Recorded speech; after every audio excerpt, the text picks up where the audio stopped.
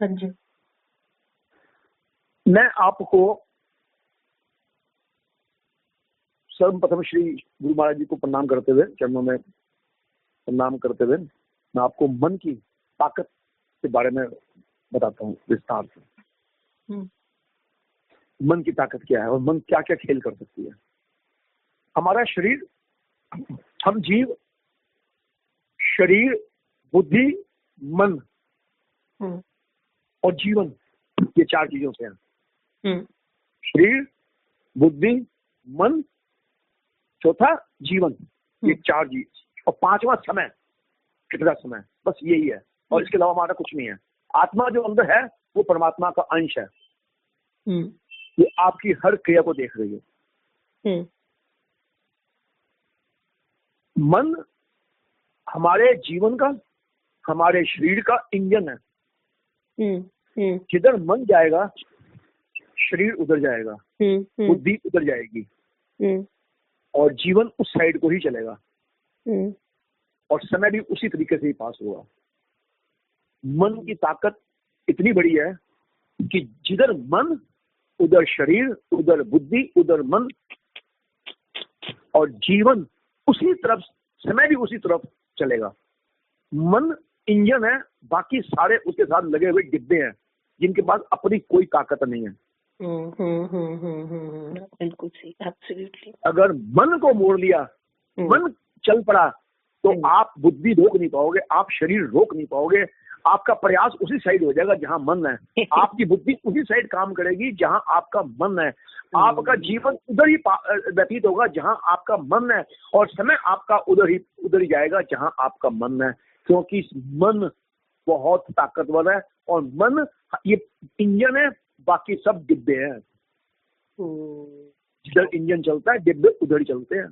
बिल्कुल सही, बिल्कुल सही। आपने देखा होगा किसी घर के अंदर, परिवार के अंदर आदमी बहुत मजबूत होता है और उसके घर के अंदर हालत बड़ी खराब होती है, बीवी होती है, दो दो चार चार बच्चे होते हैं, माता पिता होते हैं, भाई बहन भी उनके परिवार भी होते हैं। तो वो आदमी का मन इतना, किसी का आदमी का मन इतना मजबूत होता है, वो अकेला ही सारे परिवार को और भाई बहनों के परिवार को भी समेटता हुआ अब और जीवन के आगे, जीवन में प्रयास करता रहता हुआ और जीवन में सबको कामयाब कर देता है। ये उसकी मन की ताकत है। ये उसके मन की ताकत है। उसे बाहर से जितने मर्जी झोंके मिले, बाहर से जितने मर्जी धोखे मिले, लेकिन उसका मन इतना मजबूत होता है, उसे कोई भी धोखा, उसे कोई भी झटका, उसका कोई नुकसान नहीं कर सकता। ये आदमी के अंदर जब मन की स्थिति मजबूत हो जाए तो ये घर के परिणाम निकलते हैं। कभी कभी देखा होगा कि कभी कभी औरत, आदमी जो होता है कमजोर होता है, वो औरत बड़ी मजबूत होती है। तो वो आदमी जो है कमजोर होने के बावजूद भी, अगर औरत का मन इतना मजबूत है जो किसी तूफान से नहीं डरता, वो परिवार को अकेले ही निकाल के ले जाती है। सारे परिवार को खड़ा कर देती है, उनको उनका जीवन सफल कर देती है और उनको आगे ले जाती है। क्योंकि मन उसका सिर्फ एक ही है कि मुझे कामयाब करना है अपने परिवार को और अपने पति को भी देखना है और उसको भी संभालना है, अपने सास ससुर को भी संभालना है या अपने माता पिता को भी संभालना है। ये सिर्फ मन की ताकत है। आपने किरण को देख ही लिया हो, आपके पास किरण का एग्जाम्पल है। उसका पति कुछ नहीं करता, अकेली उस औरत ने आज परिवार को सफलता से आगे निकाल दिया। आपके पास नीतू की मासी की बेटी सोनू आपके पास उदाहरण है, जिसके पति ने बच्चे पैदा करने के बाद 4 साल बाद उसको छोड़ के भाग गया, पता ही नहीं लगा कहाँ चला गया। अकेली औरत ने दोनों बच्चों को खड़ा करके कर दिया और अपना जीवन सफल कराया और अपने बच्चों का जीवन सफल कराया। ये उसके मन की ताकत है। लोग गाड़ियां खरीदते हैं ना, कोई कहता है मेरे को ये गाड़ी देगी यार, ये 600 सीसी की है, इसमें गाड़ी चढ़ेगी नहीं पहाड़ पे। कोई कहता है मुझे 800 सीसी की चाहिए, कोई कहता है मुझे 1200 की चाहिए, जो मुझे कोई रुके ही ना, कोई परेशान ना करे। वो इंजन की ताकत देखते हैं कि इंजन में कितनी ताकत है। जितनी बड़ी इंजन की ताकत होगी, वो गाड़ी जितनी सीसी की होगी, वो गाड़ी उतनी कामयाब होगी और वो हर पहाड़ पे, हर जगह पे चढ़ जाएगी और उतर जाएगी। क्यों? वो इंजन की ताकत है। ऐसे मन हमारा इंजन है। भाई इंजन की ताकत है, गाड़ी तो कार है, वो तो चली जाएगी, अगर इंजन में ताकत है वो कार को ढो लेगी। क्या उसका वजन जितना मर्जी हो। ऐसे ही मन की ताकत अगर इतनी मजबूत हो जाए तो परिवार को निकाल के ले जाते हैं। गिरे हुए परिवार को भी, जो दलदल में फंसा हुआ परिवार है, वो उसको भी निकाल के ले जाता है, अगर मन की ताकत पकड़ी गई तो, सही दिशा में चल जाए तो। लेकिन मन की ताकत सही दिशा में चलती नहीं है। मन की ताकत 90 से 95%, 99% अधर्म को लेके जाती है। ये ताना बाना प्रकृति ने बुना ही इसी तरीके से है कि मन की ताकत धर्म की तरफ जाती। आपको मैंने उदाहरण बताए, ये कोई बिरला उदाहरण होता है जो मन इतना स्थिर करके अपने परिवार को आगे ले जाता है, वो कोई बिरला होता है। तो उसका मन धर्म के साथ जुड़ा होता है, वो उसको ले जाता है। 99% तो मन की ताकत अधर्म की ओर खींचती है, जिससे कि उसका अपना भी नाश होता है और वो परिवार का भी नाश करता है। तो हमने मन की ताकत को साधना है। हमें परमात्मा से जो मन की ताकत ऐसी ही मिली है। हमारा जहाँ मन वही बुद्धि, वहाँ शरीर, वही जीवन। तो मन को साधेंगे कैसे? मन को कोई अगर साध सकता है तो सिर्फ सदगुरु के अलावा कोई नहीं साध सकता। आप गुरु के जो 5 नियम करते हो, तो 5 नियम हमारे को साधने के लिए, गुरु ने हमारे मन को साधने के लिए बनाए हैं। गुरु का यही कार्य है कि आपके मन को साधता है और कुछ नहीं करता गुरु, सिर्फ आपके मन को साध देता है। वो आपका मन अपने चरणों में रखता है और अपना मन, गुरु अपना मन आपके साथ, मतलब इंजन बदल जाता है। आपका जो मन का इंजन है वो गुरु के चरणों में समर्पित हो जाता है, और गुरु के मन का जो इंजन है वो आपकी गाड़ी के आगे लग जाता है। जैसे समझो कोयले वाला इंजन इलेक्ट्रिसिटी इंजन वाले के आगे लग गया। आप अपना कोयले वाला इंजन जो है ना मन का, वो प्रभु के चरणों में समर्पित कर दो, कालक वाला। और प्रभु का जो मन है वो इंजन अपने से बदलना, बस इतना ही करना और कुछ नहीं करना। और ये मिलेगा कैसे? गुरु के 5 नियम जो हमारे को बताए गए हैं, 5 नियमों को जब आप श्रद्धा से, विश्वास से और भरोसे से करोगे तो गुरु का मन आपकी गाड़ी के साथ आगे आ जाएगा। आपका मन कहाँ जाएगा? आपका मन कहाँ जाएगा मैं ये बताता हूँ। आपका मन कहाँ जाएगा? तूने कभी देखा होगा मालगाड़ी को, मालगाड़ी के आगे इंजन लगा होता है। आप ये समझो वो जो इंजन है वो तो हो गया गुरु का मन। अब वो गुरु धोएगा गाड़ी को, चलाएगा गाड़ी को, और बीच में जो डिब्बे होते हैं माल भरा होता है, वो समझ लो हमारा परिवार है, हमारे पुण्य हैं, हमारे पाप हैं, हमारी प्रॉपर्टियां हैं, हमारी दौलत है, वो डिब्बे उसके भरे हुए हैं। और जो लास्ट में तुमने एक डिब्बा देखा होगा जहां पर टीटी खड़ा होता है, हरी झंडी लेके, छोटा सा डिब्बा होता है, हल्का सा। आपने पीछे चले जाना लास्ट में, आपने खाली पीछे से देखना है। आप गाड़ी को ना चला सकते हो, ना गाड़ी को ब्रेक मार सकते हो, ना गाड़ी की दिशा बदल सकते हो। आप सिर्फ पीछे खड़े होके बस गाड़ी को आगे से पीछे से पूरी गाड़ी को देखते रहो, गवाह बन के देखते रहो और कुछ नहीं करना। सिर्फ पीछे लास्ट में खड़े होके गाड़ी को पूरा दाएं बाएं देखते रहो, गाड़ी चल रही है, क्या उसकी स्पीड है, क्या उसकी है। आप सिर्फ उस गाड़ी के गवाह बनो और गाड़ी को प्रभु के मन के साथ चलाने दो। प्रभु का जो मन है वो गाड़ी चला रहा है, वो इंजन है। ये डिब्बे क्या हैं? एक डिब्बा आपका शरीर है, एक डिब्बा आपका बुद्धि है, एक डिब्बा आपके परिवार है, एक डिब्बा आपका पति है, एक डिब्बा सास ससुर है, एक डिब्बा आपकी प्रॉपर्टियां हैं, एक डिब्बा आपके पुण्य है, एक डिब्बा आपके पाप है। वो गुरु अपने आप गाड़ी कहाँ रोकनी है, कहाँ 10 की स्पीड कर दी है, कहाँ 200 की स्पीड कर दी है, वो गुरु डिसाइड करेगा। गुरु का मन, उसको पता है गाड़ी कहाँ रोकनी है, कहाँ चलानी है, कहाँ कौन सी स्पीड रखनी है, कहाँ खड्डा है, कहाँ क्या है। उसको पीछे आप जब गवाह के रूप में आप बैठ जाओगे तो आपका मन और गुरु का मन एक हो जाएगा। तो आपको भूख लगेगी, आपको प्यास लगेगी, गुरु को पता चल जाएगा। तो गुरु वहां पर गाड़ी रोकेगा जहां आपको जो चाहिए, गोलगप्पे चाहिए तो गोलगप्पे मिल जाएंगे, हलवा चाहिए तो हलवा मिल जाएगा। आपके पेट में दर्द है तो आपको गाड़ी वहां रोकेगा जहां दवाई मिलेगी पेट की। जहां कौन सा डॉक्टर चाहिए गुरु वहां गाड़ी रोक देगा। तो सारी व्यवस्था गुरु की हो जाती है। सारी जिम्मेवारी गुरु की हो जाती है। गुरु तो बोलते ही हैं कि मैं तुम्हारी लोक में भी गारंटी लेता हूँ और तुम्हारे परलोक में भी गारंटी लेता हूँ। क्या बात। सिर्फ आप एक गवाह से ऊपर मत उठिए, आप पीछे बैठ के बस चुप कर बैठे रहिए। आपके पेट में दर्द होगी ना, गुरु का मन आपके साथ जुड़ा हुआ है, उसको पता चल जाएगा आपके पेट में दर्द है, गाड़ी रोकनी है। उसको पता चल जाएगा आपको बाथरूम आया है, आपको बाथरूम जाना है। उसको पता चल जाएगा आपको पानी पीना है। उसको पता चल जाएगा आगे आगे आगे आपने कोल्ड ड्रिंक पीनी है, वो सब आपको देगा, वो आपको सब सर्विस मिलेगी।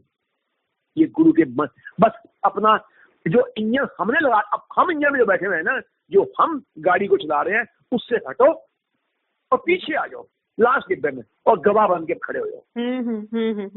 मैं आपको सबसे बड़ा एग्जाम्पल बताता हूँ। गीता के अंदर जो आपने जब महाभारत में हो रही थी और कौरव और पांडव युद्ध के मैदान में आके उनकी सेनाएं खड़ी हो गई, तो अर्जुन ने कहा कृष्ण को कि प्रभु आप मेरे रथ को, इस रथ को आप दोनों सेनाओं के बीच में लाके खड़ा कर दीजिए। तो श्री कृष्ण जी ने कहा अच्छा प्रभु आओ। तो प्रभु ने लाके दोनों साइड में, दोनों तरफ के सेनाओं के बीच में लाके मध्य में रथ को खड़ा कर दिया। तो जब अर्जुन ने देखा कौरवों की सेना को, उसने कहा इसमें मेरे गुरु हैं, इसमें मेरे मित्र हैं, इसमें मेरे फूफा है, मामा है, मेरे भाई हैं, मेरे सौतेले भाई हैं, और मेरी ये सबको मार के मैं कौन से पाप कमाऊंगा। मैं इनको नहीं मार सकता, मैं इनको नहीं मारूंगा प्रभु। ये मैं ऐसा पाप करके मेरे को अगर वैकुंठ का राज्य मिले तो मुझे नहीं चाहिए, मैं अपना जीवन ऐसे ही काट लूंगा। तो श्री कृष्ण जी ने, भगवान जी ने क्या किया, यही तो किया। 18 अध्याय की गीता में उन्होंने सिर्फ अर्जुन की मैं निकाली है। मैं मतलब उसका मन निकाला है। 18 अध्याय में श्री कृष्ण भगवान ने अर्जुन का जो मन, जो इंजन बना हुआ था, उसको लाके लास्ट डिब्बे में खड़ा कर दिया मालगाड़ी के। 18 अध्याय में श्री कृष्ण भगवान ने बस यही किया है, और अपना मन श्री कृष्ण भगवान ने, प्रभु ने गाड़ी के आगे लगा दिया। इंजन बदला गया। अब वहां पर क्या, शरीर भी अर्जुन है, बुद्धि भी अर्जुन है, समय भी अर्जुन है, सब कुछ है, लेकिन उनके अंदर श्री कृष्ण भगवान का मन आ गया। बस प्रभु ने यही साबित करना था, यही साबित करना था। 18 अध्याय में प्रभु ने यही किया, और ये तो प्रभु ने भगवान के रूप में किया या गुरु के रूप में किया। अब भगवान, अच्छा अब कहा कि अब तू कर, युद्ध कर, ये धर्म का युद्ध है, ये अधर्म का नहीं है। तू अधर्मियों को नहीं मार रहा था क्योंकि ये तेरा मन क्या था। तो मन तो अधर्म का ही साथ देगा, मन अधर्म का साथ देगा। कहते तेरा मन अधर्मी हो रहा था, तू इनको मारना नहीं चाहता, लेकिन मैंने तेरे को धर्म के लिए अपना मन दे दिया। ये धर्म युद्ध है, इन सब ने तेरे साथ पाप किया। इन्होंने तेरे साथ, तेरी पत्नी के साथ गलत किया, तेरी प्रॉपर्टी के साथ गलत किया। ये अगर इनको मैं मारूंगा तो मैं गलत कहलाऊंगा, इसको तू मारेगा, मैं तो। लेकिन अर्जुन को फिर भी भरोसा नहीं हुआ कि नहीं प्रभु मैं नहीं करूंगा, मेरे समझ तो आ गई है, लेकिन मैं नहीं कर सकता, मेरे बस का नहीं है। तो प्रभु ने कहा मैं इनको सबको तो पहले ही मार चुका हूँ, तू तो एक निमित्त मात्र बनेगा, मैं भी इनको सबको मार चुका हूँ। और उसके बाद प्रभु ने उसको अपना विकास रूप दिखाया, ये देख ये सब बड़े बड़े मेरे द्वारा, तू तो सिर्फ एक निमित्त बनना है। तब जाके अर्जुन को विश्वास हुआ। जब अर्जुन ने सबसे पहले रथ से उतरा था, जब वहां पर मध्य में रथ खड़ा किया, अर्जुन ने अपना गांडीव उतार के प्रभु के चरणों में रख दिया कि प्रभु ये मैं युद्ध में नहीं कर सकता। वो गांडीव नहीं उतारा, वो अर्जुन ने अपना मन उतार के प्रभु के चरणों में समर्पित किया था। वो गांडीव नहीं था, वो बेसिकली वो मन था, अपना मन उतार के प्रभु के चरणों में रख दिया, प्रभु ये संभालो। वो अधर्मी है। तो प्रभु को 18 अध्याय गीता के सुनाने पड़े, विराट रूप दिखाना पड़ा। और जब प्रभु का मन, जब अर्जुन को भरोसा हो गया, विश्वास हो गया, उनके अंदर प्रभु के प्रति श्रद्धा आ गई और कृष्ण जी का मन उनके अंदर चला गया, प्रभु ने तो क्या किया, वो जब वापस 18 अध्याय के बाद जब प्रभु ने अर्जुन ने गांडीव उठाया, वो गांडीव नहीं उठाया, वो उसने श्री कृष्ण भगवान का मन उठाया था। पहले फेंका और जब उठाया गांडीव को वो श्री कृष्ण भगवान का मन उठाया और टांग दिया गाड़ी और डंका बजा दी। बिल्कुल। वो मन को समर्पित किया था और गुरु का श्री कृष्ण भगवान का मन को उठा लिया था। तो उसने महाभारत जीत ली, यश प्राप्त किया और राज्य को प्राप्त किया और धर्म की स्थापना की। आज हम ये गीता के जो है पंचम पातशाही ने ये पूरी गीता 5 नियमों के अंदर सब पूर्ण कर दी है। बस 5 नियम कर लो। आप अध्याय सुनाने पड़े थे, हमारी पंचम पातशाही ने 5 नियम के अंदर ही सब कुछ कर दिया। बस ये 5 नियम अपना लो श्रद्धा, विश्वास और भरोसे के साथ, तो आप लोक में भी सुखी और परलोक में भी सुखी। लोक में तो मैं आप दिखाई तो आप ही दे रहे हो कि मान्या कर रही है, लेकिन मान्या ऐसे कर रही है कि बस वो पीछे गाड़ी के डिब्बे में बैठी हुई देख रही है, गवाह बन के देख रही है। अंदर से मन तो श्री कृष्ण भगवान गुरु महाराज जी का है। कर आपकी जो हर गतिविधि है, आपके हाथ चलने, पैर हिलने, ये करना, वो करना, जो चलना, कहाँ गाना, कहाँ करना, क्या खाना, वो सब मन श्री कृष्ण गुरु महाराज जी का है। वो इंजन बंद है और आप जैसे गाड़ी का लास्ट डिब्बे में बस देख रहे हो, आंखों से देख रहे हो, कानों से सुन रहे हो, बस आप एक गवाह के रूप में उसमें हो।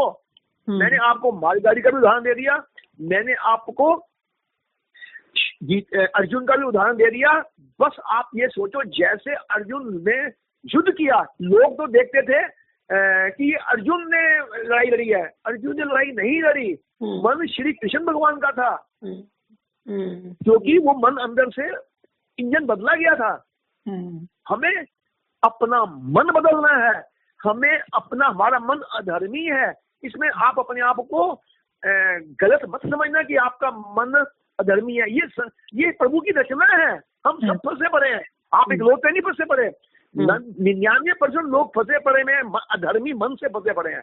हमें अधर्मी मन को निकालना है और गुरु के मन को स्थापित करना है। और गुरु के 5 नियम जब हम स्थापित करेंगे, 5 नियम को श्रद्धा से मानेंगे, तो ये मन गुरु का हमारे अंदर आ जाएगा और ये हमारे जीवन को, हमारे शरीर को, हमारी बुद्धि को गुरु ही चलाएंगे। हम सिर्फ गवाह बन के देखेंगे। और जो गुरु के शिष्य नहीं है वो श्री कृष्ण का मन, श्री कृष्ण जी को याद करें, उनकी गीता पढ़ें और उनकी पूजा भक्ति करें, तो श्री कृष्ण जी का मन उनके अंदर आ जाएगा। उनकी जीवन श्री कृष्ण भगवान चलाएंगे, उनका जीवन श्री कृष्ण चलाएंगे।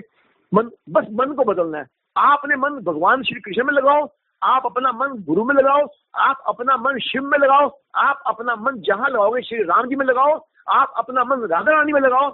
बस मन एक जगह टिका लो, वही आपका जीवन चलाएगा, वही आपका बुद्धि चलाएगा, वही आपका शरीर चलाएगा, वही आपका जीवन चलाएगा, वही आपका परिवार चलाएगा, वही आपका व्यापार चलाएगा, वही आपके दुख, दलिद्र, बीमारी, गरीबी सब कुछ वही हल करेगा। आप सिर्फ देखते चले जाओ और भरोसे से खड़े रहो, टिके रहो, अपना भरोसा मत हिलाओ। गुरु जब मन जब हमारे अंदर आ जाता है, गुरु हमारे जीवन को, हमारे शरीर को, हमारी सारी व्यवस्थाओं को साध देता है। वो साध देता है, हम टिक जाते हैं, हमें भरोसा हो जाता है, हम संभल जाते हैं, हम ठीक हो जाते हैं। बोलो जयकारा, बोल मेरे श्री कृष्ण भगवान की जय, बोल मेरे श्री गुरु महाराज की जय। जय हो।